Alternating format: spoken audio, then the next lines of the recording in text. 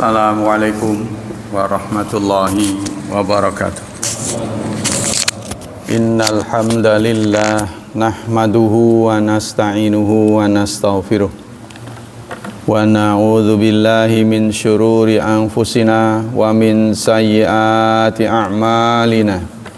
May yahdihillahu fala mudhillalah wa may yudlil fala hadiyalah. Asyhadu an la ilaha illallah wa asyhadu anna Muhammadan abduhu wa rasuluh la nabiyya ba'dah.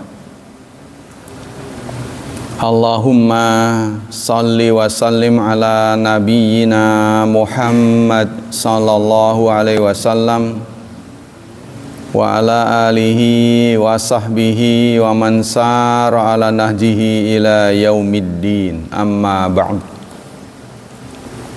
Ayo ikhwah, kita lanjutkan sejarah Rasulullah tapi dilihat dari akhlak. Bismillahirrahmanirrahim. Hilmuhu wa waqaruhu an taishi yahuzuhu aw harakin yastafizuhu faqad kana ahlam fin nafari min kulli halim wa aslama fil khisam min kulli musalimin. Yang kelima adalah sikap penyabar, ya, sikap ngalah dari perlakuan kaumnya.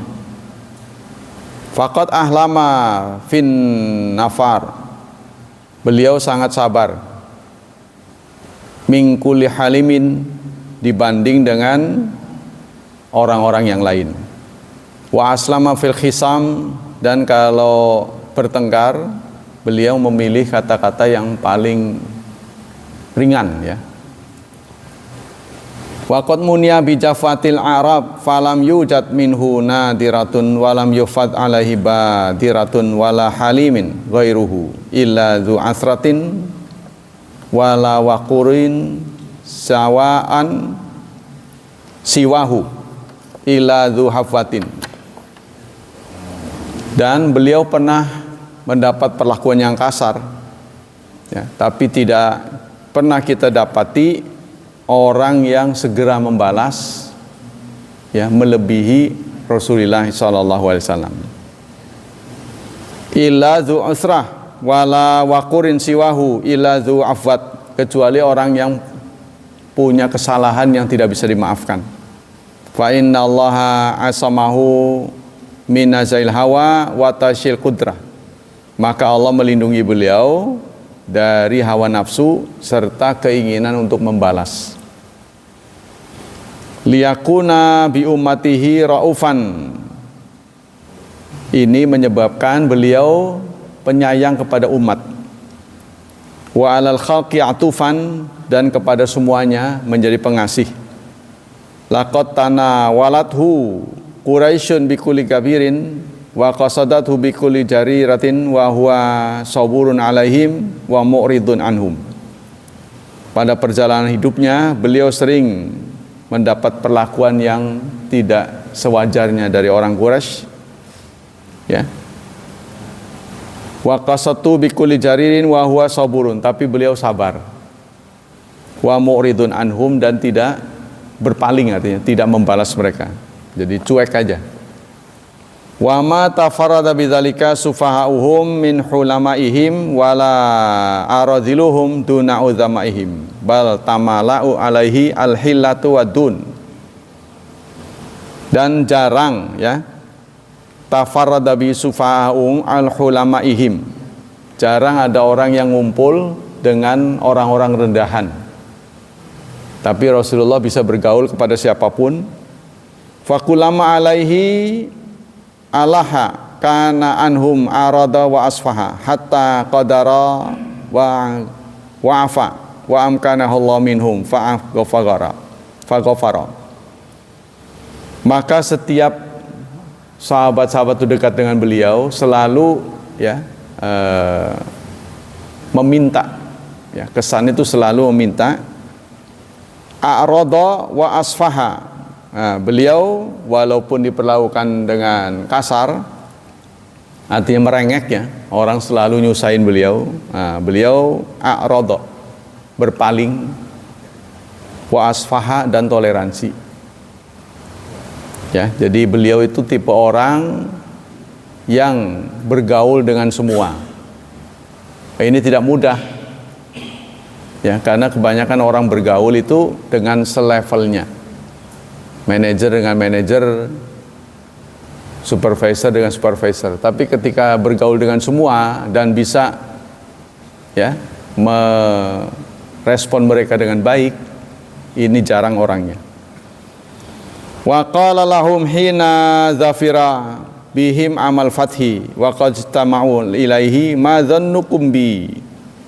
Dan itu terbukti saat futuh, saat terjadi penaklukan Mekah. Orang-orang berkumpul, lalu Rasulullah bertanya, ma dhannukum bi, apa prasangka kalian terhadap aku? Ya, kira-kira menurut kalian saya mau apa? Saya mau ngapain nih? Beliau menjawab, qalu ibnu amin karim, Anda itu adalah putra dari seorang paman yang mulia. Fa in ta'fu fadzalika dzan, jika Anda memaafkan itulah prasangka kami.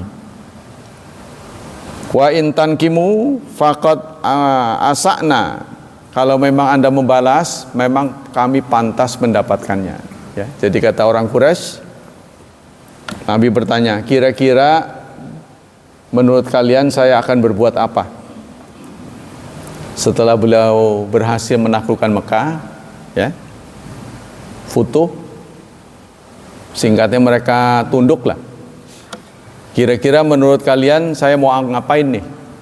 Nah, mereka menjawab, yang kami tahu engkau adalah orang yang baik, ibnu amin karim, Anda adalah anak paman yang mulia. Jika engkau memaafkan itulah harapan kami, tapi jika engkau membalas, ya, kami pantas mendapatkannya. Bal aqulu lakum kama qala Yusuf li ikhwatihi. Kata Rasulullah, sabda Rasulullah, tidak. Aku yang katakan sekarang ini, saya ingin mengatakan apa yang dikatakan oleh Nabi Yusuf. La tathriba alaikumul yaum, tidak ada dendam, tidak ada pembalasan atas kalian al-yauma pada hari ini. Yaghfirallahu lakum, Allah telah mengampuni kalian. Wa huwa, dia adalah arhamur rahimin, zat yang paling sayang. Wa qala Allahumma qad azaqta awwala Quraisyin nakalan fa azik akhirahum nawalan.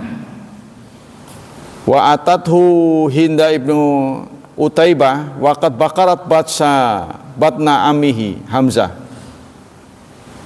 walakat kabidahu fasafa anha wa ataha yadahu libaiatiha. Ada seorang perempuan namanya Hindun bintu Utbah. Dia dalam sejarah pernah memutilasi, ya, memutilasi perut Hamzah. Setelah wafat, gugur, perutnya dibedah, dadanya sih, lalu jantungnya dimakan, saking ininya, saking gregetnya ya, karena dia sangat anu. Tapi setelah foto, perempuan ini kemudian masuk Islam.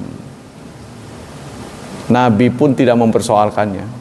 Ya, ketika dia berbaiat pada Rasulullah, berjanji tidak akan mengulangi dan melupakan masa lalu, Nabi pun menerima tangannya.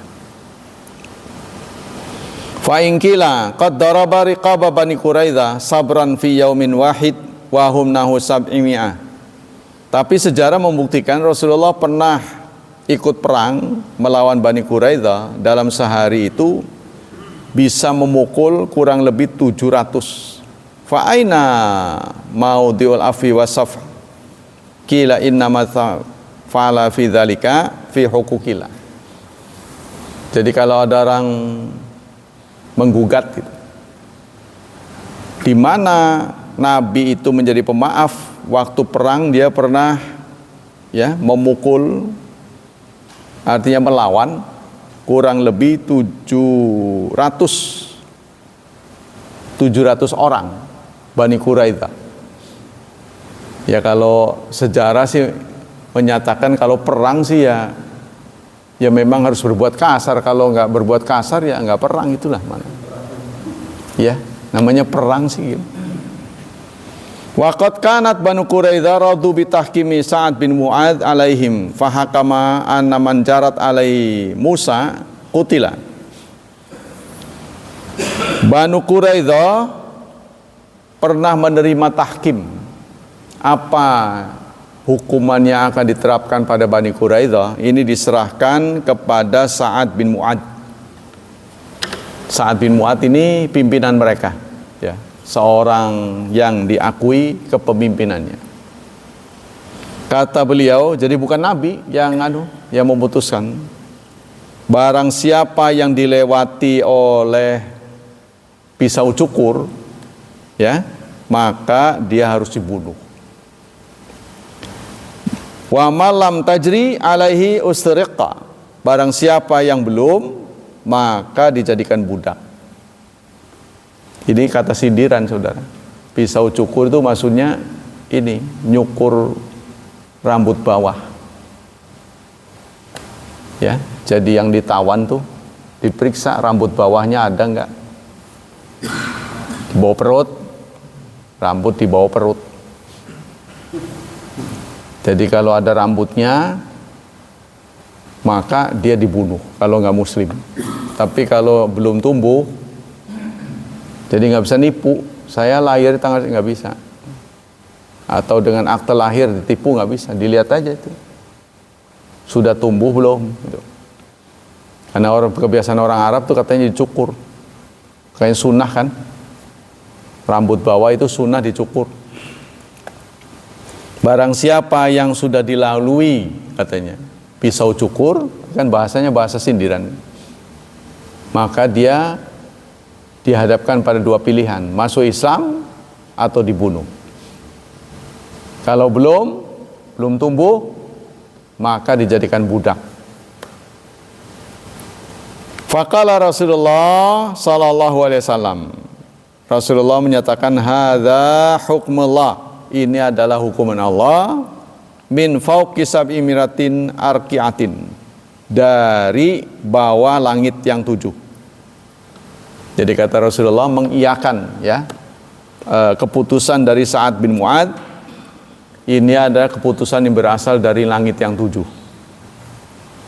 Falam yajuz ayya'fuwa an haqqin wajaba lillahi ta'ala. Karena itu beliau tidak bisa memberi maaf. Karena ini ada keputusan Allah. Ya, maksudnya kalau berkaitan dengan diri sendiri, maka beliau punya hak memaafkan atau tidak. Tapi berkaitan dengan hukum Allah, ya, beliau tidak punya hak untuk menghentikannya. Ya.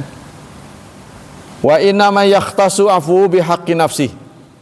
Akan tetapi beliau itu memaafkan khusus terhadap dirinya.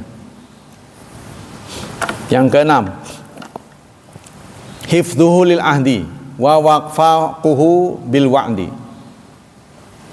Beliau memegang teguh janji serta janji dan ya, wafa juga janji ya. Memegang teguh perjanjian dan perikatan. Fa inau manaqafada bi muhafadhi ahdan. Belum pernah tercatat beliau mengingkari janji. Manaqada li muhafidhin. Beliau tidak pernah mengingkari kepada orang yang sudah dijanjiin beliau. Wala akhlafa li muraqabin wa'dan, dan tidak pernah melanggar dengan siapapun. Yaral ghadar min kabair dzunub, karena beliau menganggap berkhianat ya, tidak menepati janji, tidak menepati komitmen, itu min kabairi dzunub, termasuk dosa besar. Wal akhlak min mawasi syam, dan dari sisi akhlak itu termasuk sifat yang buruk. Ya, kalau orang sering melanggar janji, pada hakikatnya itu akan menjatuhkan kehormatannya. Dia mah susah dipegang katanya gitu kan, bahasanya gitu, susah dipegang. Sehingga kalau ada nego, ada perikatan, ya orang pada nggak mau. Ya, kalau orang terbiasa melanggar janji, nah itu susah dipegang. Apalagi perusahaan kalau udah begitu mah, udah ya nggak laku. Wa yartakibu fiha al-as'ab hifdzan. Fayaltazim fil aghlad, walaupun dengan karena memegang janji beliau menghadapi kesulitan. Biwa'di hatta yabtadi'a mu'ahiduhu binaqdihi, sampai-sampai akhirnya si pembuat janji itu sendiri ya yang menggugurkannya. Contohnya itu beliau dihukum ya, diembargo oleh masyarakatnya, tidak boleh berjual beli, tidak boleh saling menikahkan. Tuh. Jadi walaupun punya uang, datang ke warung, warungnya nggak mau dibeli. Sebab kalau ketahuan nanti dihukum. Ya. Sampai kemudian kertas yang dijadikan perjanjian itu digantung di Ka'bah itu habis dimakan rayap. Nah, setelah habis yaitu dengan demikian sudah berakhir. Fa yaj'alallahu ta'ala makhrajan kafil yahudi min Quraidza wa Bani Nadir, seperti yang dilakukan oleh Yahudi Bani Quraidza dan Bani Nadir, wa kafil Quraisyin fi sulhul Hudaybiyah, dan seperti orang Quraisy saat beliau berniat untuk umrah bersama teman-teman, dibatalkan oleh orang Quraisy. Akibatnya beliau terhenti di Hudaybiyah. Ya, akhirnya berkurban, ya, bayar dam, balik lagi ke Madinah. Sehingga membuat Umar bin Khattab marah. Bukankah kita orang Islam? Bukankah mereka orang musyrik? Mengapa kita mau ngalah? Maka Rasulullah mengatakan, ya Umar, saya ini cuma Rasulullah. Ya, saya taat pada perintahnya. Idz ja'alal ta'ala lahu fi naqtihim al-khiyara. Akhirnya Allah memenangkan Rasulullah. Mereka sendiri yang kemudian membatalkannya. Fi fadai aqwalihi khisalun adidatun. Sekarang dalam ucapannya ada 6 macam. Fahadhi situ khisal takamalat fi khuluqihi faddalahullah ta'ala ala jamil khalqi. Ya, tadi 6 ya. Sekarang ada beberapa keutamaan beliau dilihat dari ucapannya. Ma utiya minal hikmah balighati wa utiya minal ulum al jammati bahira wa huwa amrun wa huwa ummiyun min ummati ummiyatin la yaqra kitaban wala darasa ilman wala sahiba aliman wala mualliman fa utiya bima baharal uqul wa adhalal fitan min itqani ma'abana wa ikami ma'azhara wa lam yata'athar fihi bisalal fi qaulin au amal. Tidak ada orang yang diberi hikmah ya, yang maksimal, yang tuntas melebihi Rasulullah. Rasulullah itu bukan jebolan sekolah ya, bukan seorang alumnus perguruan tertentu. Ya, beliau tidak punya guru kecuali malaikat Jibril ya. Beliau tidak pernah sekolah ya, tapi ucapannya itu tepat, kompleks isinya, syarat maknanya, sedikit kata-katanya. Waqad syara'a man taqaddama min hukamin falasifa sunanan hammalun nas ala tadayyun biha hina alimu anna la salah li alim illa bidinin yunqaduna lahu wa ya'maluna bi famaraqa laha athar wala faqala khairun. Maka mulailah Rasulullah menyampaikan ucapan-ucapan karena beliau yakin dunia tidak akan selamat kecuali mengikuti sabdanya. Itu yang pertama. Jadi ucapannya itu tidak pernah terbukti salah. Ya, sampai-sampai itu. Sampai-sampai ada seorang wanita datang pada beliau. Kata wanita itu malu-malu, "Ya Rasulullah, saya sebenarnya malu ini. Tapi dalam soal kebenaran katanya nggak boleh malu." Ya, tanya aja. Kalau mau nanya, begini. Perempuan itu kalau bermimpi setubuh, wajib mandi nggak? Itu ya. Wajib mandi nggak? Nah, beliau mengeluarkan sabdanya, "Na'am idza ra'atil ma'a." Benar kalau dia melihat cairan. Oleh ulama, cairan itu ditafsirkan dengan mani. Ya, saya nggak salah. Saya menerangkannya, perempuan kalau mimpi dia keluar mani, maka dia wajib mandi. Ditanya gitu. Sampai kemudian saya ditegur oleh dokter spesialis, kata dia, perempuan seumur hidup tidak pernah memproduksi mani. Lalu dia datangi saya khawatir Bapak bicara di depan ahli-ahli yang non-muslim, yang tidak akan mentoleransi.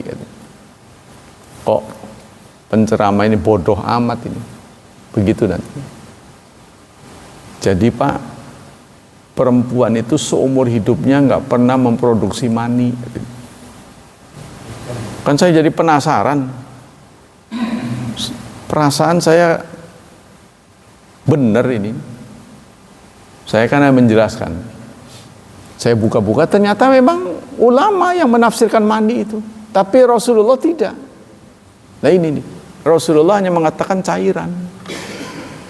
Dan benar, memang keluar cairan. Jadi cairan itu lubrikasi. Bukan cairan mani, tapi lubrikasi. Tidak ada sel mani. Tuh begitu. Kan itu tidak bisa disalahkan oleh pengetahuan ilmiah sekalipun ucapan Rasulullah itu. Ya kan? Kalau Rasulullah itu orang biasa, bukan nabi, pasti dia ngomong benar kalau ngelihat mani. Itu. Sama dengan geger-geger terjadi gempa di tahun 2011. Tuh kan? Di sini waktu itu kiblatnya menceng. Saya di Bandung. Di Bandung juga geger. Banyak masjid yang dirubah kiblatnya. Karena kata mereka lempeng bumi sudah berubah. Agak ke utara kata dia, lempeng bumi. Jadi yang tadinya sudah ke situ tolong dimiringin dikit. Tuh, di Bandung tuh geger tuh, masjid-masjid dibuat pakai tali rafia, perbaikan nanti. Mungkin pada waktunya akan dibongkar itu kalau sudah punya uang kali ya. Kemudian nggak lama ITB merilis keputusan bahwa lempeng bumi berubah, kemudian kiblat berubah, itu salah kata dia. Itu pernyataan yang salah. Yang benar adalah selama ini banyak orang mengira kiblat itu barat persis, sehingga begitu diteliti kurang ke utara.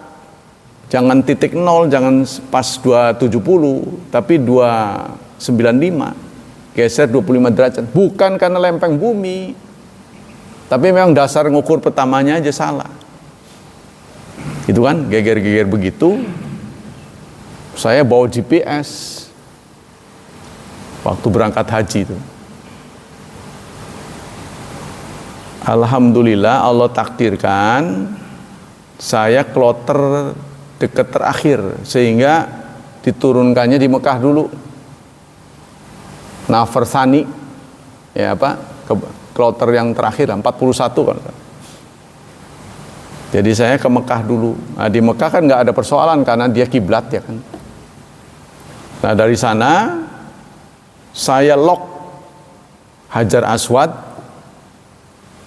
di bawah dan di atas, dua kan, di atas ada tanda hijaunya, di situ saya lock. Nah beberapa hari kan saya dipindah ke Madinah kan. Kalau di Mekah tahu Ka'bah nggak heran karena bangunannya kelihatan kan. Tapi kalau di Madinah kan jaraknya ratusan kilo. Dari mana Rasulullah tahu? Waktu itu belum ada kompas, itu kan? Kalau bukan Nabi pasti tidak akan tepat. Nah itu saya lalu selesai haji ke Madinah. Datang dari Masjidil Haram kurang lebih jam 3, 1 jam sebelum subuh, jam 2 atau jam 3.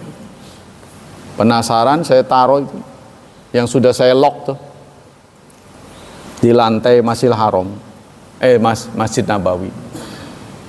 Ternyata benar lurus menghadap kiblat.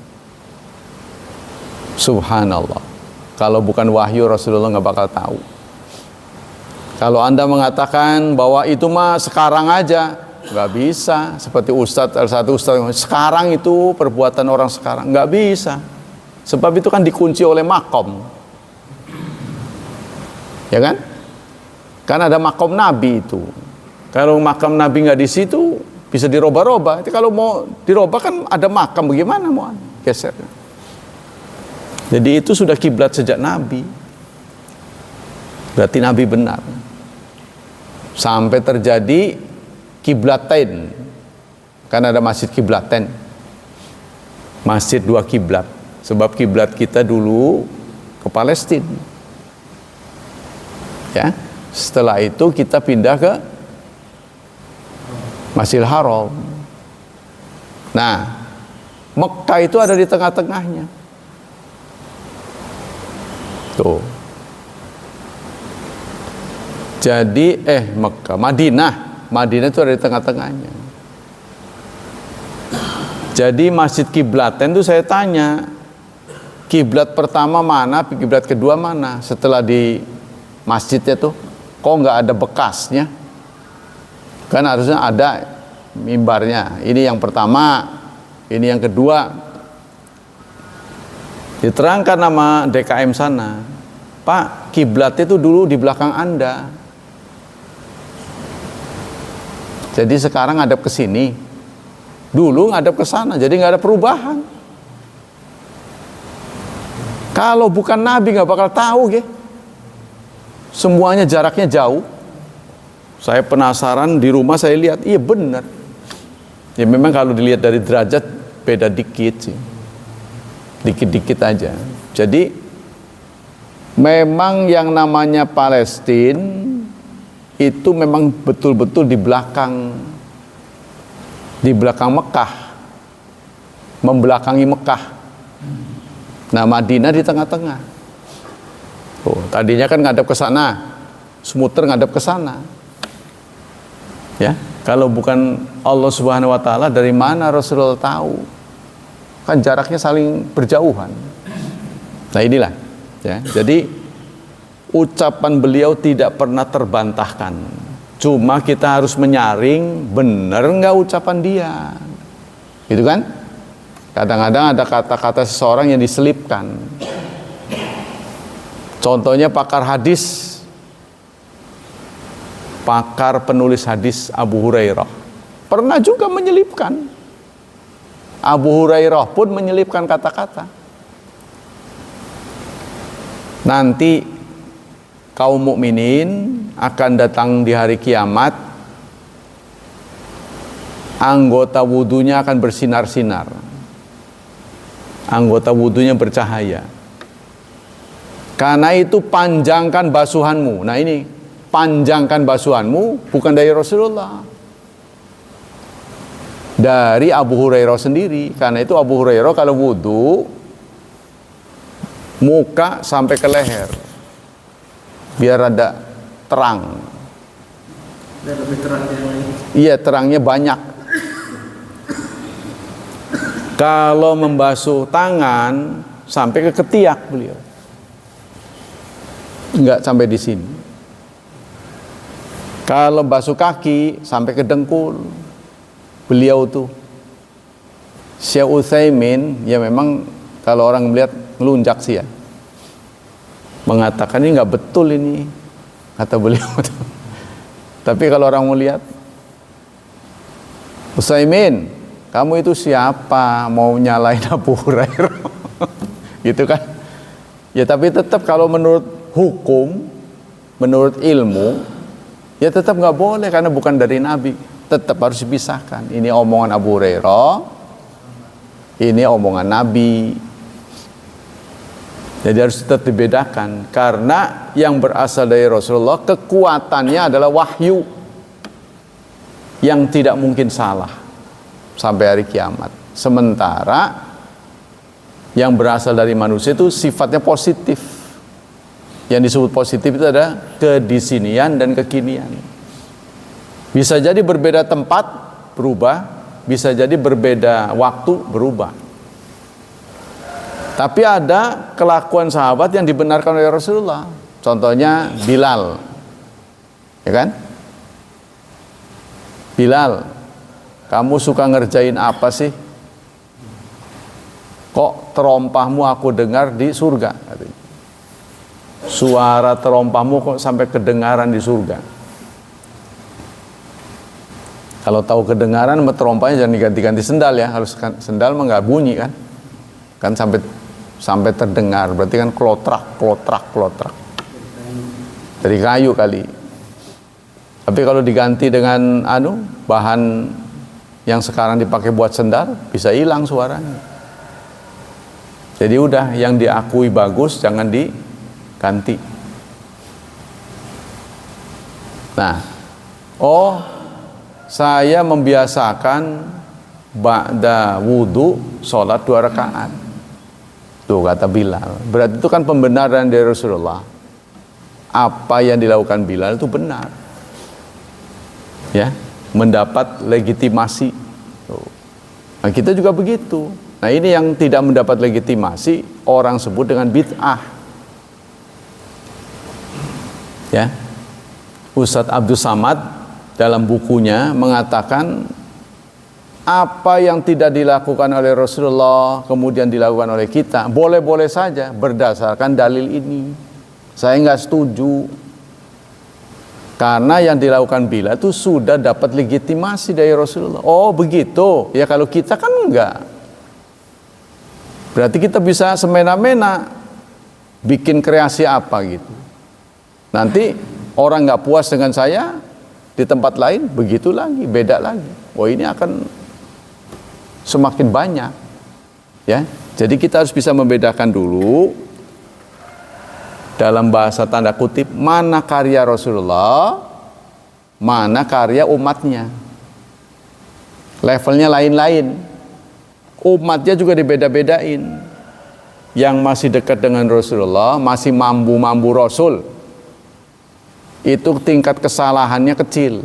Makin jauh makin banyak, maka disebut dengan salafus salih.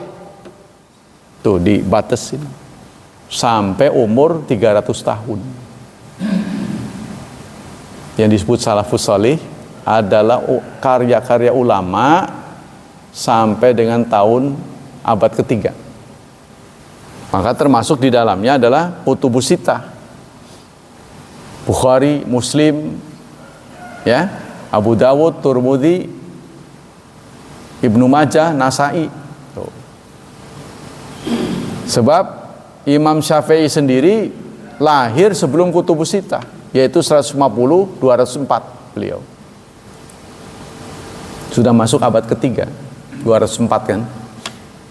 Nah ini karya-karya itu gak lama setelah Imam Syafi'i, Imam Ahmad Ahmad di atas Bukhari. Gak lama setelah Imam Ahmad wafat, ada Bukhari, Muslim, dan seterusnya. Nah, ini kita lanjutkan. Yang kedua, hifdzuhu lima atra Allah Ta'ala min qasasil anbiya mal umam wa akhbaril alam fi zamanil aqdam hatta la ya'zubu anhu minha saghirun wala kabirun wala syadda anhu minha qalilun wala kathir. Berita-berita, kisah-kisah para nabi atau umat terdahulu, umat yang diselamatkan dan dihancurkan oleh Allah. Kita tahunya dari Rasulullah. Contohnya Nabi Nuh, Nabi Adam. Pokoknya umat terdahulu lah. Kalau bukan dari wahyu, ya Rasulullah tahu dari mana? Ya. Wa huwa la yathbituha bi kitabin yadrusuhu. Padahal beliau tidak pernah belajar kitab. Tuh. Wa la yahfadhuha bi ainin tahrusu. Tidak pernah melihatnya. Wa madzalika ila min dhihnin sahih. Semua itu ya diperolehnya min dhihnin sahih, dari hati yang bersih. Wasadrin fasih, dan dada yang luas. Wa qalbin syarih, dan hati yang tulus. Wa hadhihi thalatha alatu mastudi'a minar risalah. Inilah 3 syarat sehingga ya risalah diberikan pada beliau. Hati yang tulus, ya. Kemudian dada, ya kata di sini min dhihnin sahih, sadrin fasih, qalbin syarih. Nah, itu. Semua maknanya hati, hati yang sah, dada yang lebar, hati yang lega, ya.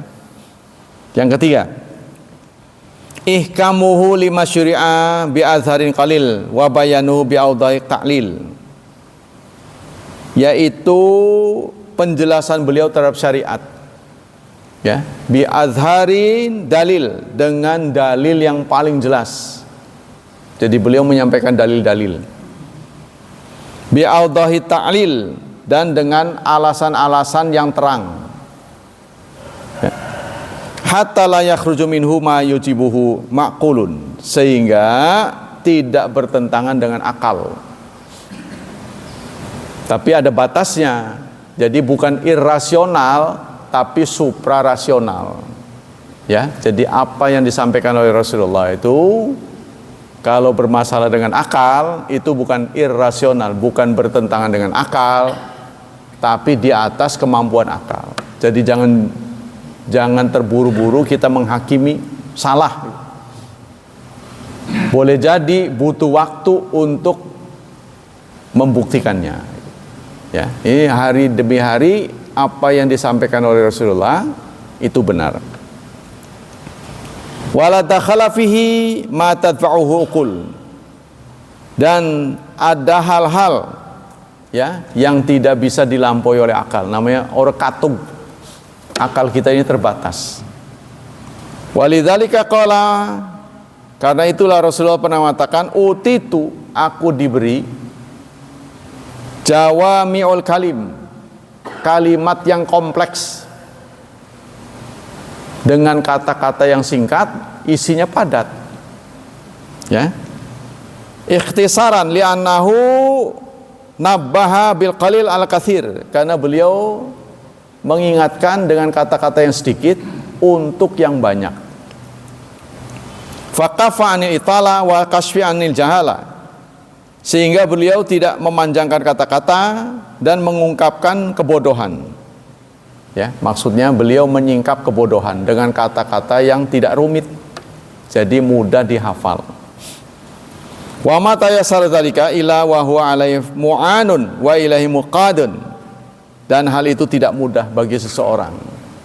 Ya, singkatnya, kalau kita mau lebih jauh, ya kita pelajari bahasa Arab.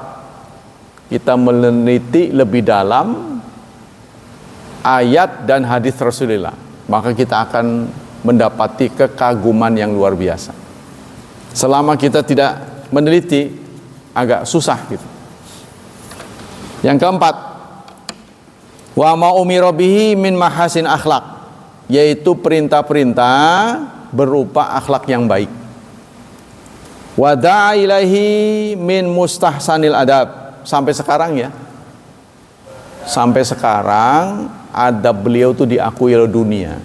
Contohnya kita mau menghadap Allah, kita cuci-cuci. Yang kita cuci apa? Mulut, hidung, muka, ya kan? Tangan, kaki, sama kepala. Kalau waktu COVID mah yang disarankan cuma cuci tangan.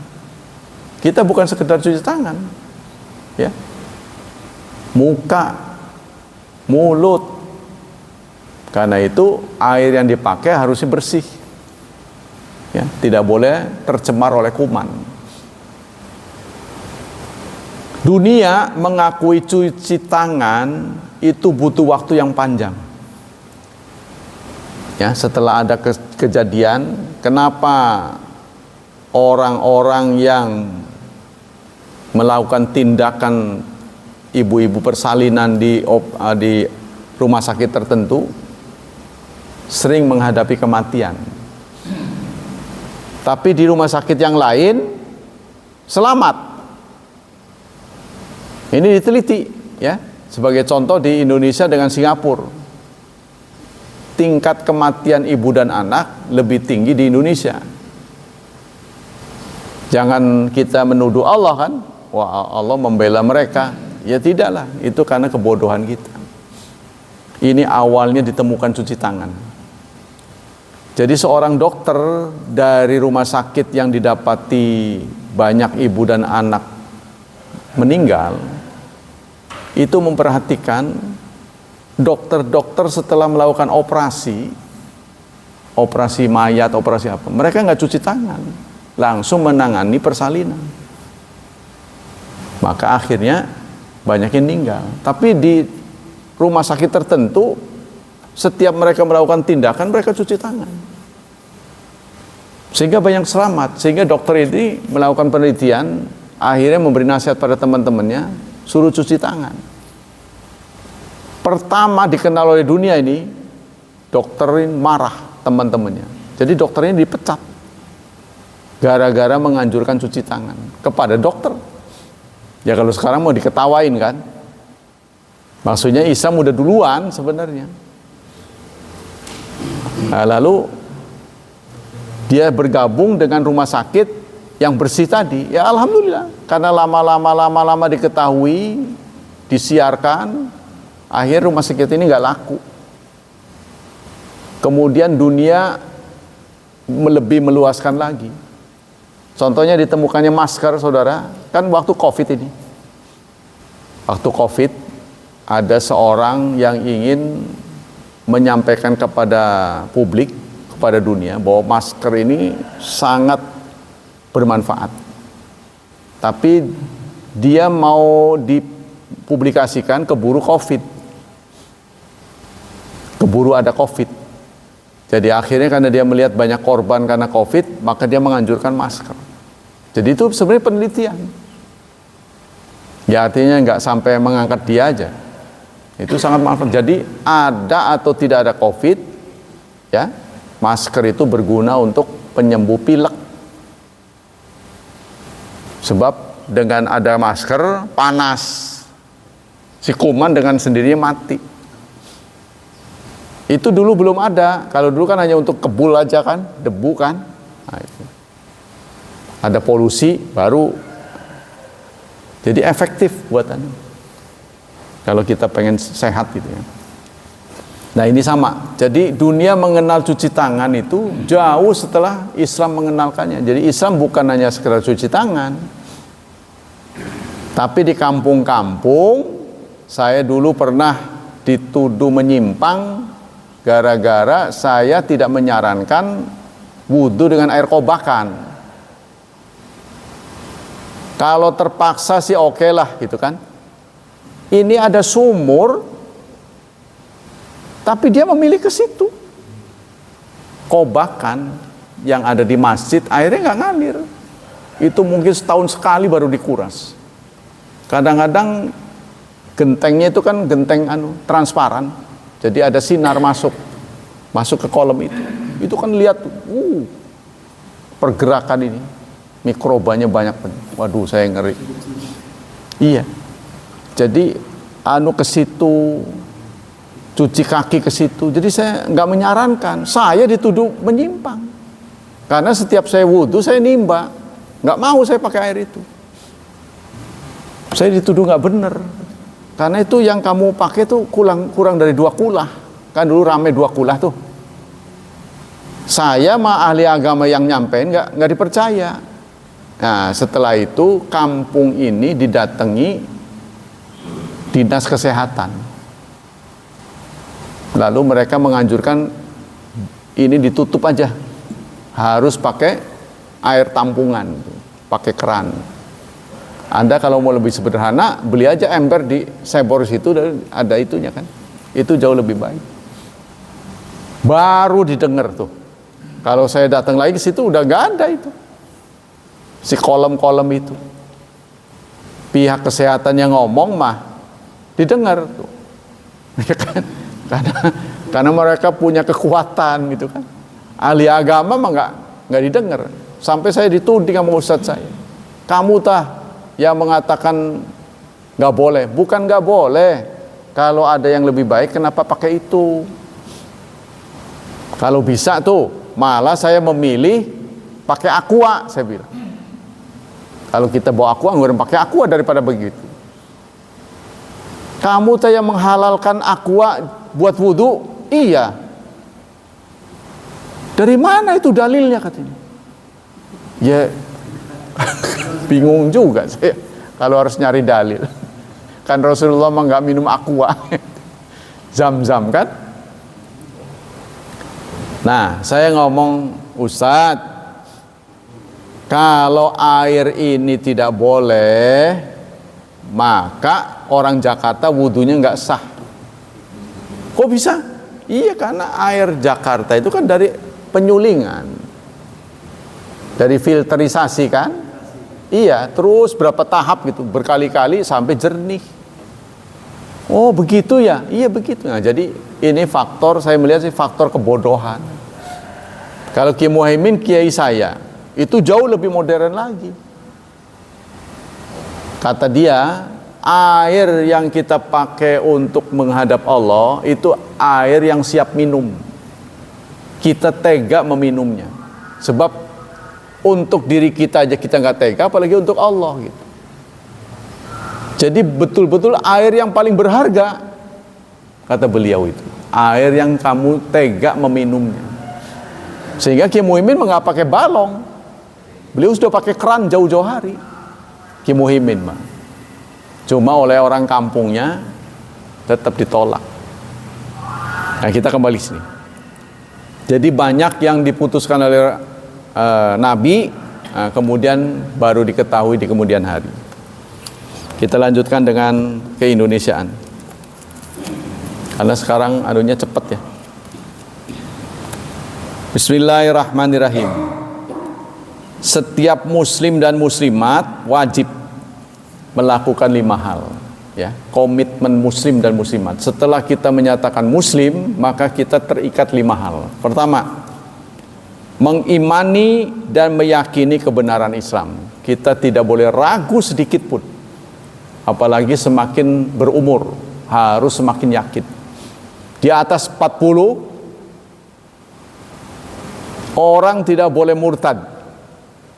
Apa kalau di bawah 40 boleh? Bukan berarti begitu. Artinya, karena 40 tahun itu cukup pengalaman gitu. Ya, trial and error itu sudah dilakukan berkali-kali. Anda kok masih nggak percaya gitu. Jadi umur 40 itu kalau masih buat main-main, agama buat main-main, maka ke atasnya payah gitu. Pertama, wajib mengimani dan meyakini kebenaran Islam. Yang kedua, mempunyai ilmu tentang Islam. Mengilmui Islam singkatnya. Jadi setelah kita mengimani, harus berilmu. Ilmu dengan apa? Ya macam-macam, dengan ngaji langsung. Paling gampang dengan begini. Ya. Artinya temu muka. Kalau nggak ngerti nanya. Yang ngerti itu buka kitab berjilid-jilid. Anda cuma nanya, Pak apa hukumnya? Langsung dijawab. Enak, tuh kan? Temu muka. Tapi ada juga ngaji tidak temu muka, ya baca buku, ya menambah wawasan dari YouTube, dari mana-mana gitu. Yang ketiga, mengamalkan. Setelah ilmu itu mengupdate informasi, kita mengupgrade diri. Oh, selama ini berarti salah yang saya lakukan, ya. Maka kita mengupgrade. Banyak perbuatan-perbuatan kecil yang kita kira benar padahal salah. Contohnya kita sholat ngangkang, itu nggak benar. Siapa yang suruh ngangkang itu? Boros itu. Anaknya kadang-kadang masuk, Pak, lihat ke atas.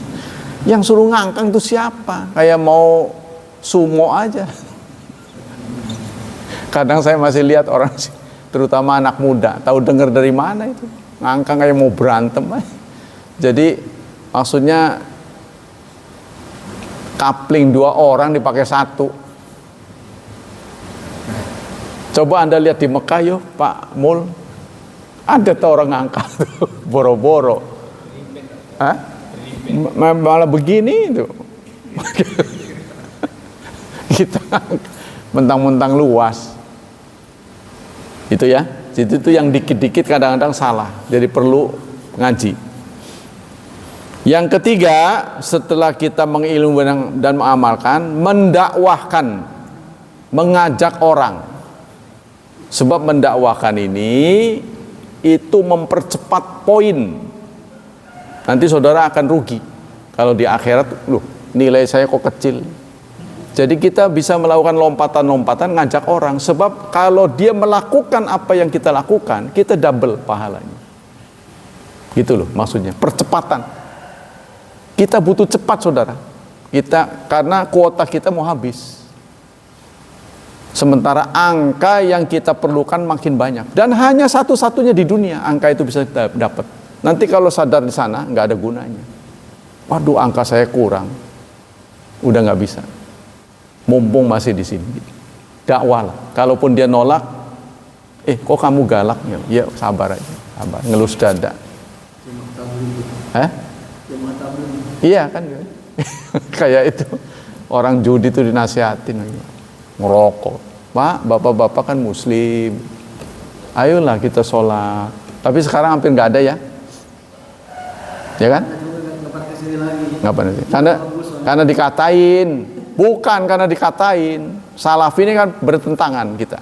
Bertentangan. Kalau saya sih nggak pernah ngatain. Mereka punya cara, saya punya cara. Cuma nggak adilnya ketika saya ngaji dia nggak mau datang, saya suruh ngaji ke dia. Yuk ngaji yuk. Iya nggak apa-apa. Saya juga punya pengajian. Anda datang, saya datang. Kan kita berbagi. Ini curang dia. Giliran dia suruh dikajiin. Saya suruh ngaji ke dia. Tapi giliran saya dia nggak mau. Kagol ya, tar dikit lagi. Nah, setelah kita mendakwahkan, ya, ilmu yang kita miliki amalkan. Yang terakhir sabar.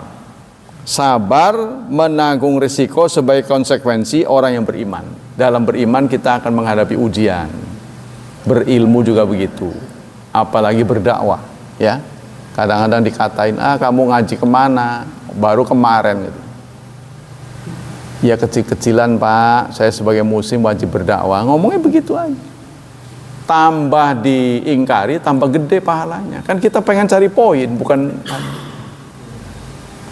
Kalau kita beri dakwah, sholat begini, oh iya Pak, itu kecil pahalanya.